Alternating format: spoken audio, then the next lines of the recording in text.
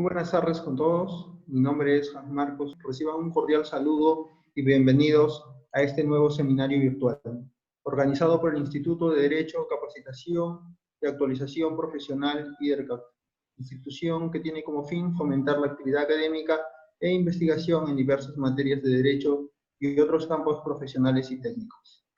Dentro de este ciclo de conferencias, el día de hoy se desarrollará el tema delitos contra la administración pública en tiempos de COVID.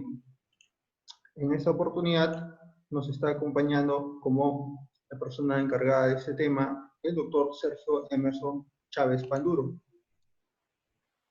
quien es abogado de la Fiscalía Corporativa Especializada en Delitos de Corrupción de Funcionarios de Lima, maestría en Ciencias Penales por la Universidad Nacional Mayor de San Marcos, maestría en Derecho Constitucional y Derechos Humanos por la Universidad Nacional Mayor de San Marcos, maestría en Derecho Procesal General por la Universidad San Martín de Porres, con especialización en Gestión Pública y Delitos contra la Administración Pública por la Pontificia Universidad Católica del Perú, capacitador y ponente a nivel nacional e internacional, autor de diversos artículos jurídicos y ensayos en materia penal, investigador académico de diversas ramas del derecho, a quien doy pase para el inicio de esta conferencia. Muchas gracias.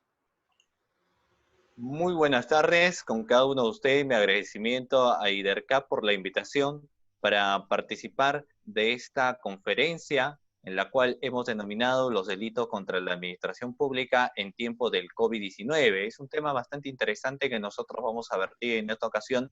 Sobre todo vamos a ver la autoría y participación tanto de funcionarios y servidores públicos, cómo se le puede atribuir responsabilidad penal a una persona cualificada que está comprendido dentro de la carrera administrativa, y cómo los partícipes finalmente también tendrán reprochabilidad penal, pero nunca en condición de autores, sino que la reprochabilidad penal que se le va a dar será, por ejemplo, en condición de cómplices, ya sea cómplice primario o ya sea instigadores. No obstante ello, en estos campos también en materia de investigación va a resultar necesario señalar, por ejemplo, la participación que tienen las fiscalías anticorrupción. Las fiscalías anticorrupción, como toda institución o como evidentemente órgano del Ministerio Público, tiene también la titularidad de la acción penal, tiene la carga de la prueba, tiene que recolectar elementos de convicción de cargo y de descargo, y de esta manera formar su autoridad del caso para más adelante emitir el requerimiento que considera que corresponda. Puede ser un requerimiento de acusación, un requerimiento de sobreseimiento o quizás un requerimiento mixto. Hay una característica muy importante sobre el campo de investigación por parte de las fiscalías anticorrupción.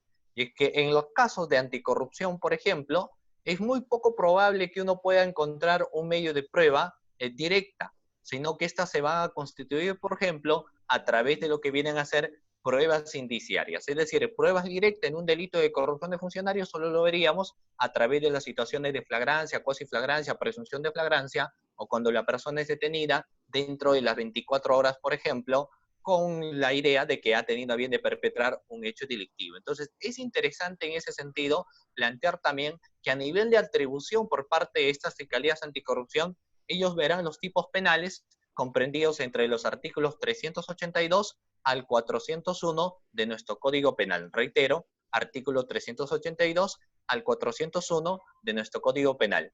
En ese sentido, vamos a empezar señalando de que en ese campo, incluso de atribución que tiene la Fiscalía Anticorrupción, van a haber también investigaciones por parte de particulares, a las cuales se le va a investigar como autores de un delito contra la administración pública. Y lógicamente alguien me diría, pero ¿cómo van a investigar a un particular con un presunto delito de corrupción de funcionarios si de acuerdo a la teoría de infracción del deber que ha señalado Gunter Jacobs o Claude Roxin, solamente será autor aquella persona que está comprendida dentro de la carrera administrativa, no siendo el particular un sujeto cualificado? Sin embargo, nosotros también vamos a señalar que el Estado, ya por un tema de política criminal, adelantamientos también de barrera de punibilidad, y no busca, o busca en este caso, que se repriman también conductas de particulares que atenten contra los intereses del Estado. En ese sentido, por ejemplo, se va a reprimir también el comportamiento de un particular que busque sobornar a un funcionario o un servidor público, y este comportamiento lo van a subsumir, por ejemplo, dentro del tipo penal que señala el cohecho activo genérico. Asimismo, los actos preparatorios del delito están relacionados al tráfico de influencia, entonces también se va a sancionar aquel comportamiento de un particular. Entonces, esto nos conlleva a entender de que va a ser muy interesante analizar autoría y participación en los delitos de corrupción y cuando finalmente hay una ruptura de ese título de imputación. En la siguiente diapositiva, nosotros vamos a marcar el siguiente concepto que es también bastante interesante que debemos tener en cuenta. Por ejemplo, para nosotros va a ser muy importante señalar cuándo estamos en un caso de infracción del deber o cuándo estamos en este caso, por ejemplo, en los temas de corrupción de funcionarios. Eso nos permite finalmente entender hasta qué punto o hasta qué medida podemos hablar de los delitos de corrupción de funcionarios. Y en ese sentido vamos a mencionar lo que precisamente podemos visualizar nosotros en la primera diapositiva. En esta primera diapositiva a nosotros nos señala básicamente de cuándo vamos a estar ante una situación de delitos que son cometidos por funcionarios públicos, por ejemplo, ¿no? Y finalmente, y no solamente funcionarios públicos, sino también la participación será de los servidores públicos, porque ambos están comprendidos en la carrera administrativa. Entonces, en la teoría de los delitos de infracción del deber, el autor o figura central se concretiza en el criterio de infracción de un deber que tiene para el Estado. Es autor quien realiza alguna conducta prohibida, pero lógicamente infringiendo aquellas normas, aquellos reglamentos institucionales. ¿Por qué? Porque tanto los funcionarios y servidores públicos tienen un deber especial para el Estado. Entonces, hay un principio elemental también que tienen los funcionarios y servidores públicos, que es el principio de no lesionar el patrimonio del Estado. Si hay una lesión patrimonial, se van a dar en algunos tipos penales. Yo voy a señalar dos en este caso. Por ejemplo, podríamos hablar del tipo penal comprendido en el artículo 387 que nos habla de peculado, y si hablamos del peculado por apropiación, obviamente ahí existirá un daño de carácter patrimonial hacia el Estado. Si hablamos en el caso, por ejemplo, de peculado agravado, hablaremos también de la existencia, por ejemplo, de un perjuicio económico que se está ocasionando al aparato estatal, ¿no? Entonces, también podríamos nosotros visualizar otros conceptos. En la siguiente diapositiva también nos empieza a mencionar que en los casos de delito de infracción del deber existen delitos especiales, son finalmente delitos especiales. La figura central que cumple roles primarios siempre será aquel agente que está comprendido dentro de la carrera administrativa. Es decir, siempre es autor quien interviene en la comisión del delito, infringiendo o incumpliendo aquel deber especial que tiene. Y partícipe interviene también en la comisión del delito, pero sin infringir algún deber especial. Ahora, es importante señalar que la población tiene deberes hacia el Estado. Tenemos un deber, por ejemplo, de los padres hacia los hijos, de los hijos hacia los padres, pero no son deberes estrictamente documentados hacia una institución. Diferente es el caso de los funcionarios y servidores públicos, quienes sí necesariamente tienen que regir su comportamiento en base a las normas e infranormas institucionales, y es por ende que es una regla que siempre un funcionario o servidor público que ingresa a trabajar dentro del Estado sepa lo que indica su reglamento de organización y funciones. Pasamos a la siguiente diapositiva. Esta siguiente diapositiva precisamente hace una diferenciación existente, porque en esta diapositiva vamos a mencionar a los extraneos y a los intraneos, ¿correcto? Yo les preguntara, por ejemplo, a ustedes, amigos que me están escuchando, a efecto de que tengan también participación en la conferencia que estamos dando en esta oportunidad. ¿Cuándo hablaremos de un extraneos? ¿Cuándo estamos o cuándo mencionamos a un extraneos finalmente, o de dónde viene esta denominación? ¿Y cuándo hablaremos de un intraneos? La respuesta es que los extraneos son personas que no se encuentran dentro de un aparato estatal. O sea, no son personas que, para empezar, trabajan para el Estado. Por ende, no reciben remuneraciones directamente del Estado cada mes, por ejemplo. Entonces, los extraneos en un proceso de licitación, por ejemplo, serán los proveedores, quienes finalmente darán a la población aquellos bienes y servicios que sean de calidad, ¿correcto? Pero en el caso de los intraneos, la situación sí es diferente, porque un intraneos es aquel funcionario o aquel servidor público, porque los intraneos sí trabajan dentro de la institución del Estado. Y vamos a señalar en ese sentido que un intraneus será un funcionario y un servidor público. Reitero, un intraneus, por ejemplo, será un funcionario y un servidor público, ¿correcto? Entonces, es importante remarcar esto, sobre todo en tipos penales de encuentro, como en el caso de la colusión, a efecto de saber quién realmente es autor del hecho delictivo y quién finalmente es cómplice. Entonces, ahí, por ejemplo, en los tipos penales de encuentro, como en el caso de colusión, reitero nuevamente, los extraneos serán los externos, los que no tienen ningún tipo de responsabilidad ni son agentes cualificados, y los intraneos sí son personas cualificadas, serán en este caso funcionarios y servidores públicos. Siguiente diapositiva. Asimismo, cuando se empieza a investigar a funcionarios y servidores públicos, es necesario, por ejemplo, hacer un análisis del principio de legalidad.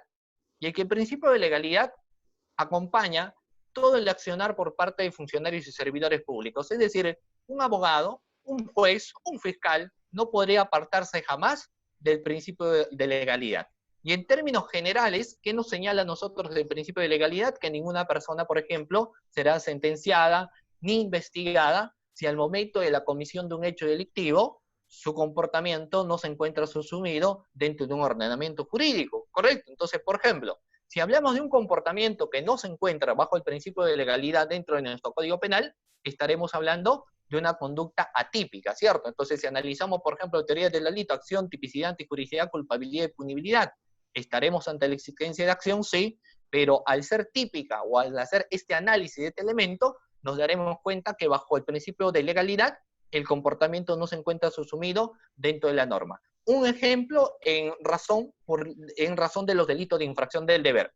Y es que en los casos de los delitos de infracción del deber, por ejemplo, en el tipo penal del artículo 387 nos habla nosotros del peculado, el funcionario y servidor público que se apropia o utiliza caudales o efectos que estén bajo su administración o custodia. Entonces, ¿qué pasaría si en este caso un funcionario de una institución del Estado que tiene la cautela de lo que son los montos económicos permite que una persona externa a la municipalidad ingrese a la misma y termina apropiándose esta suma de dinero? Esta persona externa no tiene ningún tipo de condición especial. Es decir, no es ni funcionario ni servidor público. Sin embargo, se ha apropiado de los caudales efectos de la institución, por ejemplo. Yo les preguntaría, ¿este externo podría responder como autor de un delito contra la administración pública? Este externo finalmente que se apropia de los caudales o afectos responderá como título de autor de un delito de corrupción de funcionarios o no tendrá reprochabilidad penal bajo el tema del principio de legalidad. Siguiente ejemplo. La esposa, por ejemplo, de un funcionario público a la cual le han dado una movilidad para uso estrictamente laboral, reitero, para uso estrictamente laboral, la esposa finalmente termina utilizando, por ejemplo, esa movilidad para irse al mercado a realizar compras. Y lo detienen los efectivos policiales y al momento de hacer la revisión de los documentos se dan cuenta que dicha documentación pertenece a un funcionario del Estado. Ella no es funcionario del Estado, sin embargo está haciendo uso de la movilidad. Yo les preguntaría, ¿la esposa de este funcionario público responderá por autora, por ejemplo, del delito de peculado de uso? ¿Será autora o se podría investigarla como autora de un delito de peculado de uso? La respuesta evidentemente será no. ¿Por qué? Porque bajo el principio de legalidad solamente serán autores aquellas personas que están comprendidas, por ejemplo, dentro de la carrera administrativa. Y en el caso del delito de peculado por apropiación, la persona externa que finalmente ingresa en la institución no es una persona cualificada, es decir, no es ni funcionario ni servidor público.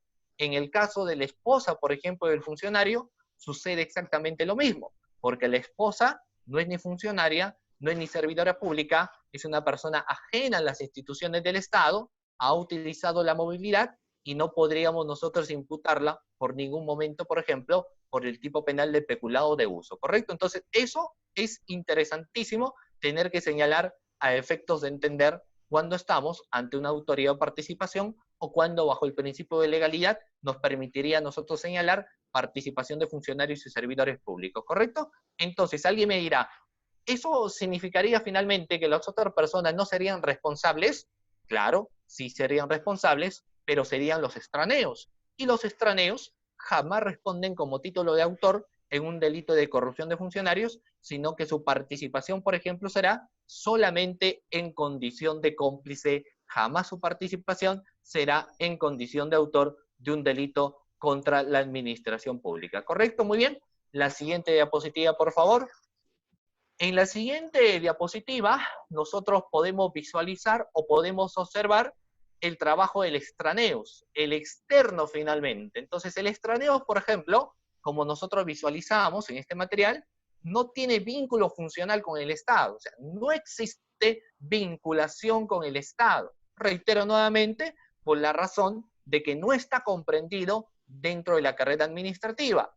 Al no estar comprendido precisamente dentro de ella, sus participaciones siempre serán de roles secundarios, no tendrá roles primarios, por ende es un externo a la participación dentro del aparato estatal, ¿correcto? Muy bien.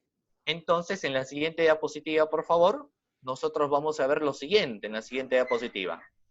En el caso, ahí tenemos exactamente, en el caso del extraneus, el caso del externo.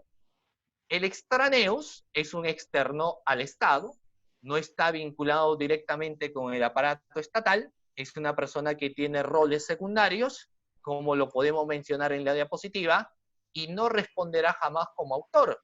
Pero yo me permito hacer la siguiente salvedad, por ejemplo, y es que la salvedad yo les he mencionado que en el marco de atribución que tiene la Fiscalía Anticorrupción, está a investigar los casos comprendidos entre los artículos 382 al 401 de nuestro Código Penal. Y valgan las verdades que dentro de ese apartado del tipo penal vamos a encontrar el cohecho activo genérico o el caso del tráfico de influencias que no son cometidos por agentes cualificados, sino que son cometidos por externos, y entonces sí habrá una investigación por parte de estas fiscalías anticorrupción como autores, por ejemplo, de un delito de corrupción de funcionarios en ese caso en particular, ¿correcto? Siguiente diapositiva. En la siguiente diapositiva vamos a marcar un poco más respecto a los siguientes recursos de nulidad. Ejemplo, existe el recurso de nulidad número 1051-2011. 1051-2011 Lima, del 7 de diciembre del año 2011, y el recurso de nulidad 0702-2009 Lima, del 12 de mayo del 2010. En ambas jurisprudencias, que ya se señala dentro de la diapositiva, nos va a hablar a nosotros sobre la participación que tiene el extraneus, y nos menciona que esta siempre será en condición de tercero, jamás tendrá una participación en ese caso en particular como autores, sino su participación, reitero nuevamente, serán solamente como la de terceros cualificados, ¿correcto? Muy bien. Asimismo es necesario remarcar lo siguiente, ¿correcto? De igual forma, les invito a ustedes que si tienen sobre el tema que estamos hablando en esta oportunidad algún tipo de duda, en la cajetilla de comentarios, si ustedes lo consideran necesario, podrían realizar algún tipo de pregunta. ¿Correcto? Muy bien. Entonces, vamos a empezar mencionando lo siguiente. Mucha atención en lo que vamos a decir, ¿correcto? Mucha atención, pues prestamos oídos a lo que voy a mencionar a continuación. No solamente los delitos contra la administración pública o comportamiento de funcionarios y servidores públicos tienen relevancia penal. Hay muchos comportamientos que pueden cometer funcionarios y servidores públicos que solamente tienen responsabilidad de carácter administrativa, no tienen una responsabilidad de carácter penal. Entonces, en un primer momento, tendríamos que hacer uso del derecho disciplinario, que en la siguiente diapositiva vamos a tener a bien de señalar. Es decir, el derecho disciplinario, ser sancionador, y tiene características precisamente este derecho disciplinario. El primero de ellos, ser sancionador y correctivo, ser por naturaleza arreglado, y el proceso disciplinario es de naturaleza interna, por ejemplo, ¿correcto? En la siguiente diapositiva, ya concluyendo esto, por favor, vamos a señalar lo siguiente: la Contraloría General de la República. Vamos a mencionar cuál es el rol o cuál es el papel, por ejemplo, que tiene la Contraloría General de la República. Yo voy a poner ahí de manifiesto lo siguiente.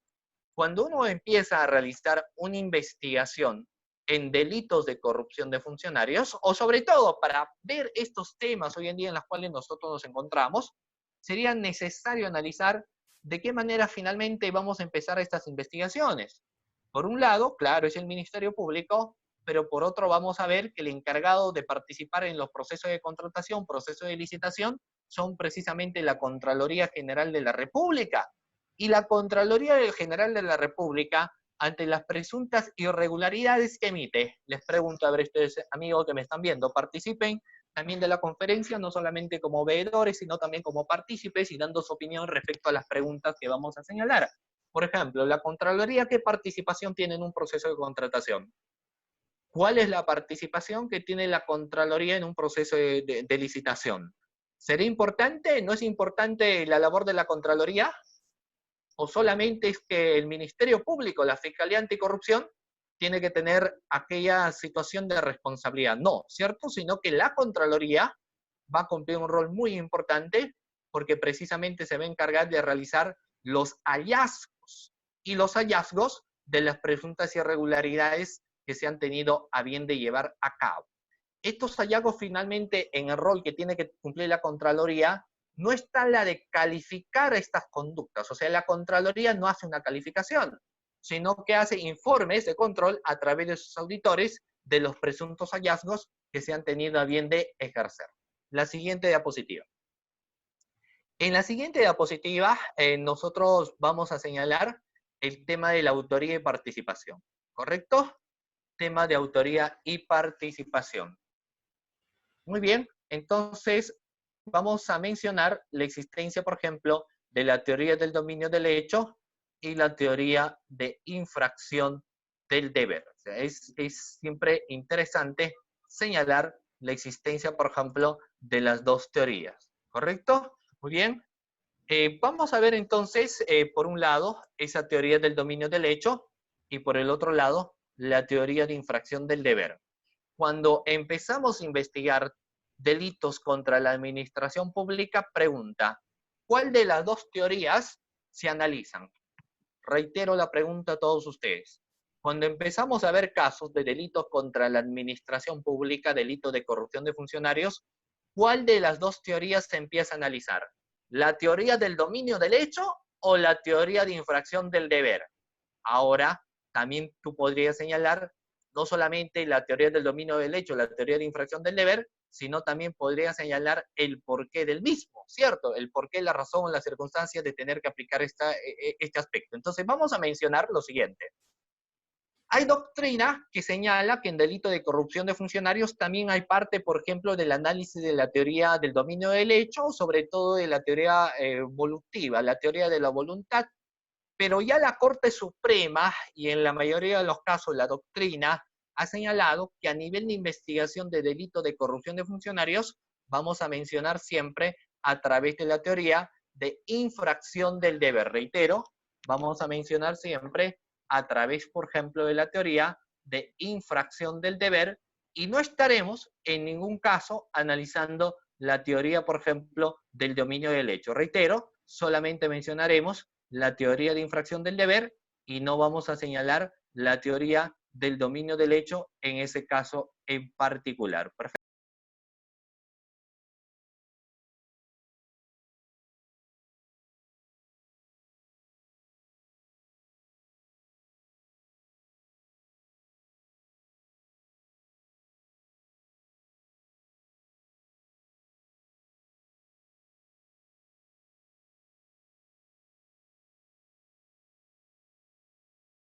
Perfecto. Entonces, estábamos hablando obviamente que a nivel de los delitos de infracción del deber, delito de corrupción de funcionarios, va a ser interesantísimo el análisis, por ejemplo, de dos teorías, la teoría del dominio del hecho y la teoría de infracción del deber.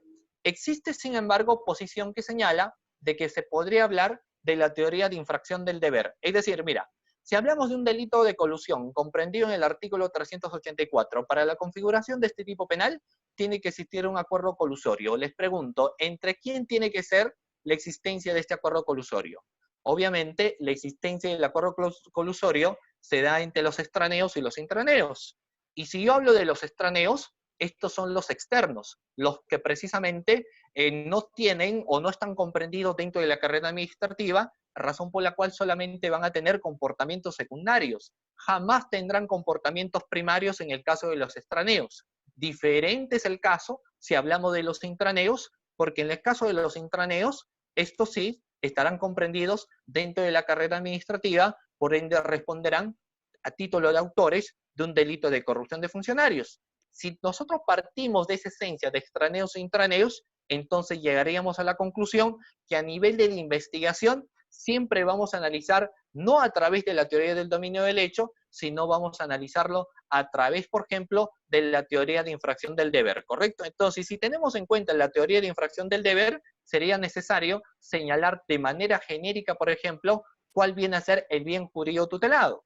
El bien jurídico tutelado en los delitos de corrupción de funcionarios viene a ser la correcta administración pública. Reitero, en los delitos de corrupción de funcionarios, de manera adecuada, lo que se va a tener a bien de proteger como bien jurídico tutelado será la correcta administración pública. Y esta correcta administración pública, el Estado señala lo siguiente en este caso en particular. Dice, por ejemplo, yo tengo que tener funcionarios y servidores públicos que realicen su comportamiento en base a las normas, en base a las infranormas institucionales. Reitero nuevamente, el Estado señala de que tienen sus funcionarios y servidores públicos realizar un comportamiento en base a las normas y las infranormas. Y aplica el Estado un principio que viene a ser el principio de confianza. ¿Por qué? Porque eminentemente, a pesar que existan los órganos respectivos para poder vigilar el comportamiento de funcionarios y servidores públicos, el Estado espera que estos sujetos cualificados se comporten de acuerdo a ley. Entonces, el principio de confianza es un principio elemental. Sin embargo, existe la otra posición, de que trabajar para el Estado es siempre una consecuencia de riesgo latente que se puede dar. Por ende, se exhorta a los que trabajan dentro de una entidad pública a ser muy cuidadosos con las actividades que están realizando. ¿Por qué? Porque el comportamiento de la gente se podría dar por dos situaciones. Reitero, el comportamiento de la gente lo podríamos tener por dos situaciones. Por comisión, es decir, por la voluntad existente de este agente, o si no, también podemos tener los comportamientos de omisión. Entonces, cuando hablamos de acción, obviamente, tenemos el comportamiento del funcionario y servidor público de interesarse, por ejemplo, indebidamente en algún contrato u operación. Entonces, eso será obviamente un interés indebido. Pero también podemos hablar de la omisión. En el caso de la omisión, el funcionario, por ejemplo, sabía que en una resolución o al momento de firmar un documento tenía que realizar el visado respectivo antes de emitir esta documentación a un área respectiva. Y es que él tiene conocimiento de cuáles son sus funciones que se encuentran, por ejemplo, estipulados dentro de las normas. Pero a pesar de ello, omite lo que tiene que cumplir y finalmente termina pasando el documento sin el visado respectivo, por ejemplo. Entonces ahí estaremos ante una situación de un comportamiento por omisión. Entonces el comportamiento, finalmente diría, de los funcionarios o servidores públicos podría ser por comisión o podría ser por omisión. Pasemos ahora a los agentes del delito, o sea, quienes finalmente se encuentran comprendidos dentro de la carrera administrativa y responderán como autores de un delito de corrupción de funcionarios, hemos dicho funcionarios y servidores públicos, valga la redundancia. Pero ¿cuándo estamos hablando de un funcionario público? El funcionario público está comprendido dentro de la carrera administrativa, ¿correcto? Y ahí lanzo mi primera pregunta a ustedes, amigos. ¿El notario público estará comprendido dentro de la carrera administrativa? ¿Sí o no? ¿Qué opinan ustedes? Reitero mi pregunta para cada uno de ustedes. ¿El notario público estará comprendido dentro de la carrera administrativa? La respuesta para muchos sería sí, porque los documentos que emite son públicos y por ende es una persona que está comprendida, por ejemplo, dentro de la carrera administrativa. Sin embargo, habrá personas que, por ejemplo, señalarán de que no se encuentra. Mira, ahí, por ejemplo, ¿quiénes son funcionarios y servidores públicos? Nos dice básicamente el artículo 425 cuando estamos hablando de un funcionario público.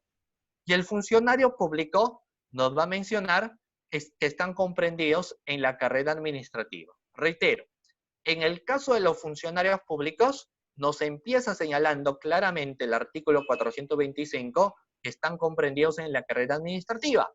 También hablaremos de funcionarios públicos, de aquellas personas que desempeñan cargos de confianza. El cargo de confianza es importante y ahí ingresa con mayor notoriedad, por ejemplo, el principio de confianza por parte del Estado a sus trabajadores, es decir, a sus funcionarios y servidores públicos, para que puedan dotar a la población de aquellos bienes y servicios que sean de calidad. ¿Quiénes más serán funcionarios públicos? Todo aquel que, independientemente del régimen laboral en que se encuentren, mantienen vínculo laboral o contractual con cualquier entidad del Estado. ¿Correcto? Muy bien. Siguiente diapositiva. Luego también nosotros podríamos visualizar lo siguiente. Seguimos hablando de los funcionarios públicos y en esta siguiente diapositiva. Por ejemplo, también hablamos que son funcionarios públicos de conformidad, reitero, con el artículo 425, un subrayado si es necesario, estimados amigos. Encontraremos los administradores y depositarios de caudales, embargos o depositados por autoridad competente, aunque pertenezcan a particulares. Esta descripción, por ejemplo, colinda con los delitos de peculado, ¿cierto? Porque ahí nos va a señalar que los funcionarios y servidores públicos tienen la cautela, tienen que cuidar los caudales efectos de la institución. ¿Quién más será un funcionario público? Los que se encuentran hoy en día, estimados amigos, en la primera línea de contingencia, es decir, los miembros de las Fuerzas Armadas y la Policía Nacional del Perú serán estos funcionarios públicos, y los demás que indica en la Constitución Política y en la ley. Siguiente diapositiva. Cuando nos menciona y los demás que indica la Constitución Política y la ley, solamente yo le voy a mencionar el artículo 99 de la Constitución Política. Reitero, artículo 99 de la Constitución Política, donde manifiesta a los altos funcionarios públicos. ¿Y cuál es la importancia de un alto funcionario público? Porque es eminentemente de que tiene mayor decisión que aquellos funcionarios públicos que no se encuentran comprendidos en el artículo 99. Aparte de ello, en el marco de competencia, por ejemplo, corresponderá, en este caso en particular, a las fiscalías provinciales investigar solamente a los funcionarios públicos que no se encuentran comprendidos en el artículo 99. Porque si una fiscalía provincial se da cuenta de que es un alto funcionario público que se encuentra en el artículo 99, no será competente. Reitero, no será competente para investigar, ¿correcto? En esta diapositiva, ustedes pueden observar lo siguiente, estimados doctores. Por ejemplo, acá no nos señala reglamentos, directivas, memorándum, sino que nos menciona que el funcionario público también debe regir su comportamiento en razón a los siguientes 4 principios que ustedes están observando. Primer principio, objetividad. Siguiente principio, integridad. Tercer principio, neutralidad. Y cuarto principio, imparcialidad. Reitero, primer principio, objetividad. Segundo principio, integridad. Tercer principio, neutralidad. Y cuarto principio, imparcialidad. Entonces, este funcionario público tiene que comportarse en base a lo que señalan las normas e infranormas, pero también tiene que comportarse en base a los principios existentes. No puede hacer un comportamiento contrario a lo que finalmente se encuentren dentro de estos principios, estimados amigos. ¿Correcto? Muy bien. Siguiente diapositiva. Ya en la siguiente diapositiva dejamos de hablar de estos funcionarios públicos para empezar a hablar de los servidores públicos. Y en su mayoría, estadísticamente, existen más servidores públicos que funcionarios públicos. En el caso de los servidores públicos, estos vienen a ser los subordinados del Estado. Acatan las órdenes del jefe inmediato. Un servidor público es una persona que brinda un servicio de utilidad. Reitero nuevamente, un servidor público es una persona que brinda un servicio de utilidad social. Esto quiere decir que aquello que realiza beneficia a otras personas y no tiene que generar por ningún motivo ganancias privadas, ¿correcto? Por ende, el cohecho activo específico, por ejemplo, se reprime cuando se ve, o el cohecho de la función jurisdiccional, cuando vemos, por ejemplo, a un servidor público que solicita una suma de dinero en particular a efecto de que le dé un beneficio respectivo. Ahora, los servidores públicos, al igual que estos funcionarios públicos, también rigen su comportamiento en base a los siguientes principios que ustedes pueden visualizar ahí. En base al principio, por ejemplo, de legalidad, lealtad, honradez, imparcialidad y eficiencia. Reitero, estos servidores públicos también pueden regir su comportamiento en base a los principios de legalidad, en base a los principios de honradez e imparcialidad y también en el caso, por ejemplo, de la eficiencia por parte de estos servidores públicos. ¿Correcto? Muy bien. Siguiente diapositiva. En la siguiente diapositiva ya vamos a nosotros señalar lo siguiente, que es algo importante también tener que manifestar. ¿Correcto? Muy bien. Por ejemplo, entonces nosotros estábamos mencionando quiénes eran finalmente los funcionarios públicos, quiénes son los servidores públicos y cuáles son las atribuciones que ellos tienen. ¿Correcto? Entonces, en ese sentido, vamos a ver lo siguiente. Mira, es necesario señalar ahora, correcto, ahí estamos, ahora vamos a... La pregunta es si el notario público, reitero, el notario público será un funcionario o un servidor público, reitero, un notario público será un funcionario o un servidor público. Vamos a dejar esta interrogante así como una especie de tarea para la casa, para que ustedes posteriormente tengan a bien de responder esta situación, ¿correcto? Muy bien, entonces yo voy a adelantar y les voy a invitar a ustedes, si es que existirá, por ejemplo, alguna resolución en la Corte Suprema en la cual se haya condenado a un notario público por un delito de corrupción de funcionarios. ¿Existirá esto? ¿No existirá? Sería importante, por ejemplo, tener que señalar esta situación, ¿correcto? Entonces, vamos a mencionar lo siguiente a continuación. Entonces, dejamos como pregunta respecto a lo que son los notarios y funcionarios públicos. En la siguiente diapositiva, vamos a mencionar lo siguiente. La tesis de la unidad de imputación y la autonomía de la imputación, ¿correcto? ¿Qué es la tesis de la unidad de la imputación? Bajo la teoría de infracción del deber señalamos de que solamente serán autores de un delito de corrupción de funcionarios aquellas personas que están comprendidas dentro de la carrera administrativa. Llámese funcionarios y servidores públicos, los demás jamás serán autores de un delito de corrupción. Sin embargo, no podemos llegar en ese sentido sin tema de reprochabilidad penal a aquellas conductas de particulares.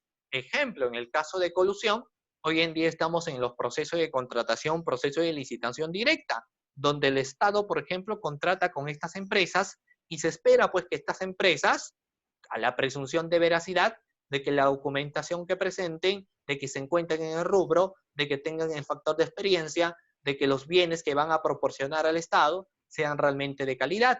Entonces, si esto no sucede, ellos también deben tener algún tipo de reprochabilidad penal, ¿cierto? Entonces, la tesis de la unidad de la imputación nos va a mencionar, por ejemplo, en los tipos penales de encuentro, como puede ser el caso de colusión. Sin embargo, nos habla que la autonomía de la imputación está relacionado en la siguiente diapositiva que a continuación vamos a mostrar, que es la teoría de la ruptura del título de imputación.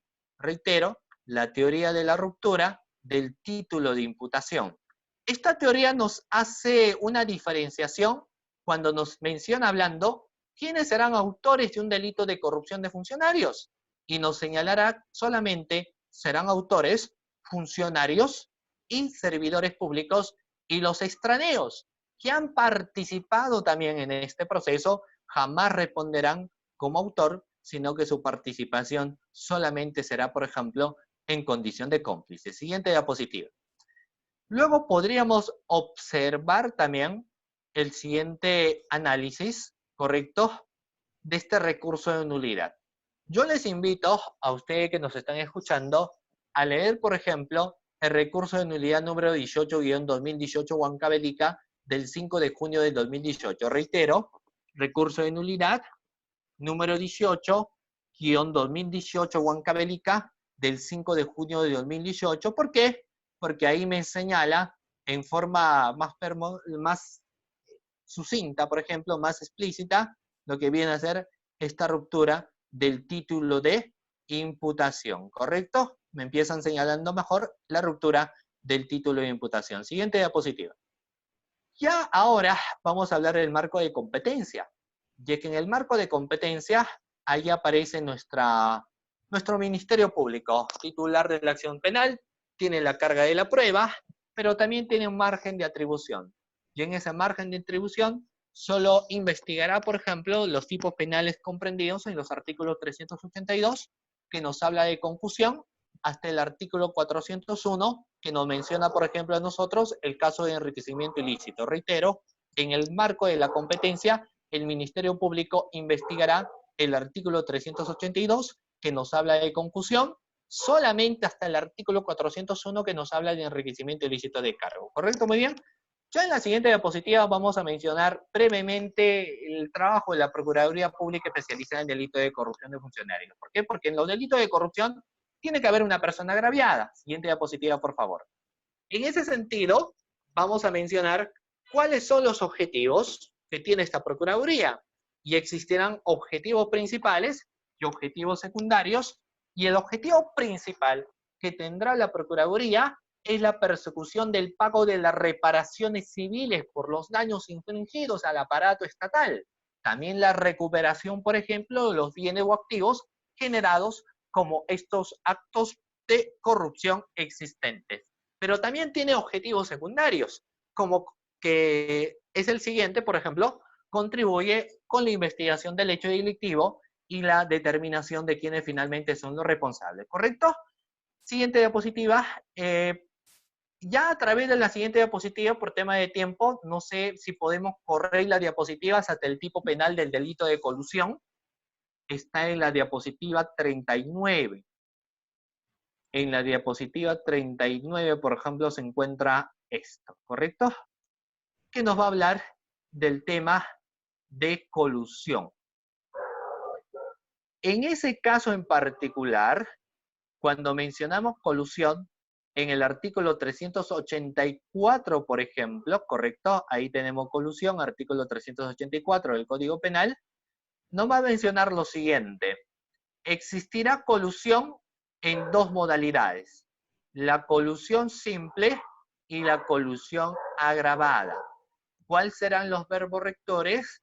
En el caso, por ejemplo, de la colusión simple, la tipicidad objetiva va a ser y va a señalar, en este caso, el verbo rector.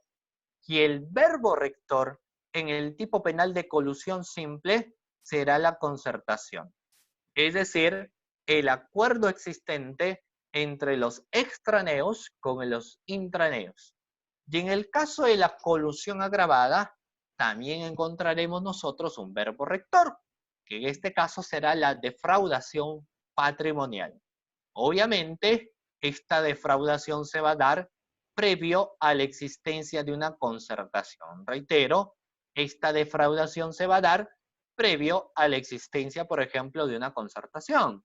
Entonces, ¿qué nos señala en este caso precisamente el artículo 384, colusión? En el caso de colusión, correcto, nos va a mencionar esas dos modalidades, lo que nosotros a nivel de investigación, pero bueno, vamos a empezar en todo caso haciendo el análisis de este tipo de colusión. ¿Y qué nos señala la descripción en nuestro código en el artículo 384, correcto? Nos va a señalar que el funcionario o servidor público, interviniendo directa o indirectamente por razón de su cargo, por ejemplo, en cualquier etapa de la modalidad de adquisición o contratación pública de bienes sobre ese servicio, ¿correcto? Muy bien.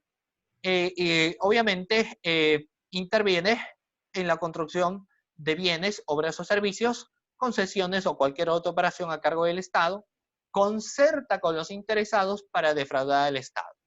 Y en el caso de la colusión agravada es lo mismo, pero vamos a señalar, por ejemplo, la concertación y la defraudación. Ahora, vamos a mencionar, por ejemplo, lo siguiente. Acá estamos, ahí nos quedamos. Vamos a hacer un pequeño paréntesis. A efectos para ir en tema dilación, vamos a mencionarle en todo caso la concusión. Estamos muy bien con la diapositiva, está bien la diapositiva ahí. Vamos a hablar que la concusión, correcto, dejamos de un lado la colusión a efecto de mantener el orden, sino empezamos hablando de la concusión, ¿ya? En el caso de concusión, voy a señalar la siguiente descripción. Por ejemplo, artículo 382. Me señala en el tipo penal de concusión que, claro, pareciera similar a colusión, pero son diferentes en sí, son parecidos solamente en nombre, pero en la descripción del tipo penal y la realización de este comportamiento son totalmente diferentes. Entonces, el artículo 382 del Código Penal nos señala el funcionario público que abusando de su cargo, ¿correcto?, obliga o induce a una persona a que a dar o prometer indebidamente para sí o para otro un bien o un beneficio patrimonial, y en este caso será reprimido con pena privativa de libertad no menor de 2 ni mayor de 8 años, inhabilitación según corresponda, conforme, por ejemplo, a los incisos 1, 2 y 8 del artículo 36, y con 180 a 305 días multas. Entonces, la tipicidad objetiva, en conclusión, dos verbos rectores, obligar o inducir, y acá en la diapositiva que ustedes observan, nos habla de la primera modalidad, la modalidad de obligar. Esa modalidad de obligar es bastante interesante. ¿Por qué? Porque la modalidad de obligar colinda, obviamente, o en forma directa, con el abuso de autoridad. ¿Por qué? Porque ustedes pueden visualizar en la parte ahí de la diapositiva, en color rojito, por ejemplo, lo siguiente. Se puede observar que, ¿qué significa en este caso obligar? Significa imponer, utilizar la fuerza, coaccionar, someter o contrañir la voluntad de una víctima. O sea, en este caso, la víctima, por ejemplo, no quiere dar una suma de dinero, tampoco quiere prometer que va a dar una suma de dinero, pero el mal funcionario público o mal servidor público finalmente termina haciendo uso, en muchos de los casos, de la fuerza. Y a consecuencia de esto, el sujeto pasivo termina prometiéndole que le va a entregar una suma de dinero, o en su defecto, por ejemplo, le termina entregando algún tipo de beneficio. Siguiente diapositiva. En la siguiente diapositiva la situación cambia totalmente, porque se deja de lado la modalidad de obligar, sino se empieza hablando, por ejemplo, de la modalidad de inducir. Y la inducción obviamente es diferente. O sea, si nosotros empezamos señalando la modalidad de inducción, ya nos empieza a hablar de una situación totalmente diferente, una situación totalmente distinta a esta modalidad de inducción. En ese caso en particular, por ejemplo, vamos a ver también en rojito que para que se configura esto, el funcionario público o servidor público utiliza una estrategia, empieza a estimular, por ejemplo, a su eventual víctima, lo instiga, lo induce o lo provoca. ¿Para qué le estimula? ¿Para qué le instiga? ¿Para qué le induce? ¿O para qué lo provoca? Esto hace a efectos, por ejemplo, de que la víctima finalmente también pueda terminar prometiendo que va a dar una determinada suma de dinero, o en su defecto, por ejemplo, podría entregar una suma de dinero.